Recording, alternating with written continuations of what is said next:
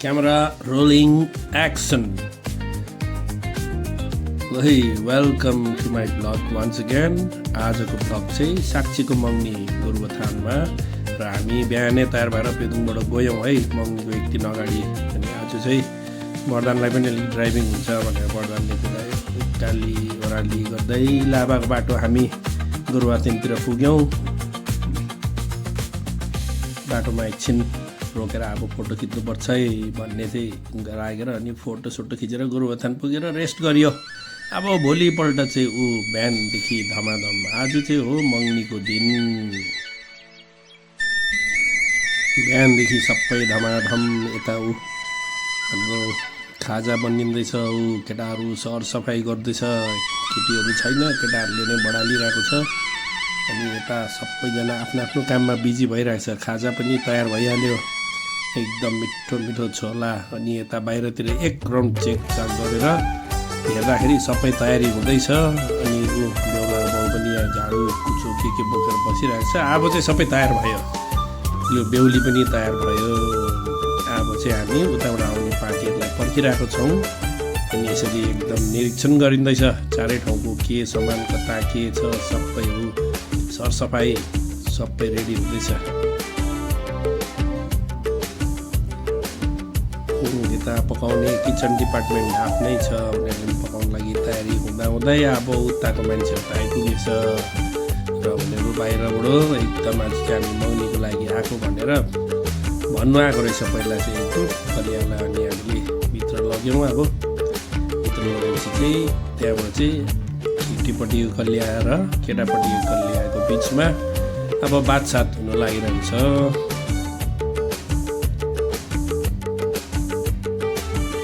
सगुनहरू सब ready गरेर लु आइपुगेको त्यो सगुन लिएर एउटा खबर दिनु आइपुगे।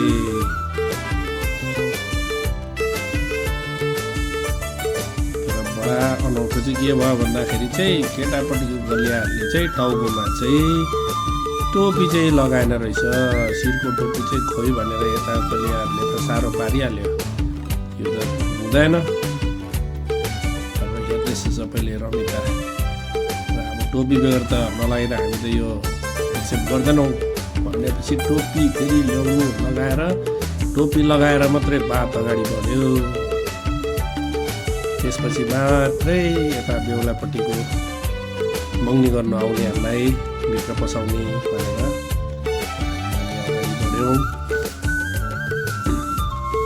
अनि उनीहरूलाई पनि यसरी यो चाहिँ बेहुलापट्टिको मान्छेहरू आएर बसिरहेको छ मगनीको लागि। बेहुला पनि तयार बसिरहेको छ गजक्क टोपी लगाएर।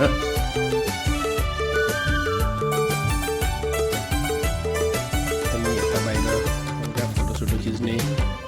अनि उनीहरू पनि सबै चुकु राइडु पनि आइपुग्यो। केही सामान लिएर हो दुईजना।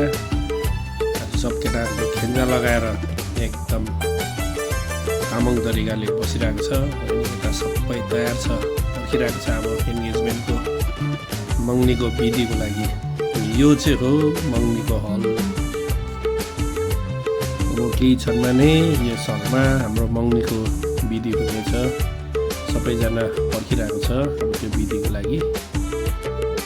खाना पनि तयार भएर पर्खिरहेको छ। सबैजना वेटिङमा छ।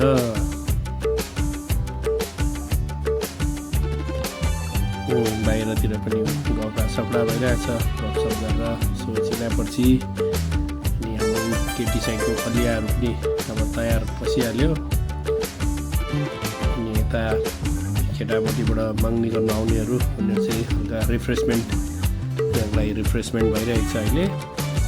अब चाहिँ रिफ्रेसमेन्ट सकेपछि चाहिँ यहाँ हलभित्र सबैजना आउनेछ। अनि त्यहाँनिर चाहिँ हाम्रो विधि सुरु हुनेछ। ल सबै तयार भयो, हलभित्र आए। अब एकैछिनमा मगनीको विधि सुरु हुनेछ।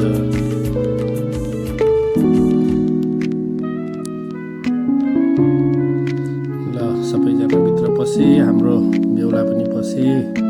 अनि ल्याएको सगुनहरू सबैले निकाल्न थाले।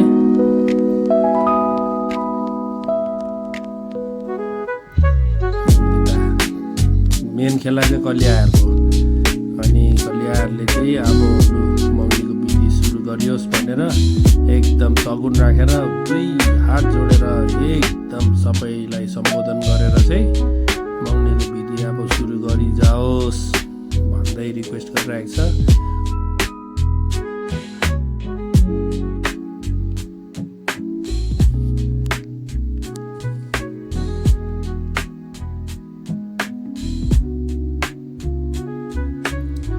अब चाहिँ कुराहरू मिलेको जस्तो छ। अब चाहिँ यो सगुन पनि थापियो। यो सगुनलाई भित्र लगिसकेपछि अब चाहिँ यहाँनिर बेहुला र बेहुलीको आगमन हुन्छ। त्यसपछि चाहिँ हाम्रो आजको कार्यक्रम सुरु। लु भन्दै बेहुली साक्षी आइपुग्यो। बिस्तारोसँगले हलभित्र पसिरहेको छ। बेहुली चाहिँ आइपुग्यो। बेहुली आएको देखेपछि बिस्तारो हाम्रो बेहुला पनि अगाडि बढ्दै स्टेजमा चढिरहेको छ। अनि बेहुलीको लागि मजाको बुके ल्याएको रहेछ। अनि त्यो बुके अब दिएर चाहिँ मगनीको विधि सुरु भयो। अनि यसरी बेहुलीको बाउबाट एक दुई शब्द राखियो। अनि सम्झाउने कुराहरू बेहुला र बेहुलीलाई यति गरेपछि चाहिँ अब मगनीको विधि सुरु भयो। यहाँनिर औँठीहरू साटासाट हुनेछ।